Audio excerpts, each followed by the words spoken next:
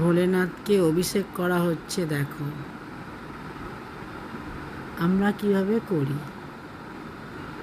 প্রথমে বাবাকে নামিয়ে ঘি মধু মাখিয়ে তারপরে একটু দই ঠই দিয়ে বাবাকে ভালো করে একটু পরিষ্কার করে টরে নিয়ে গঙ্গা জল ঢালা হচ্ছে। বাবাকে বেলপাতা দিয়ে একটু পরিষ্কার করা হলো। আর যা হবে একটু বেলপাতা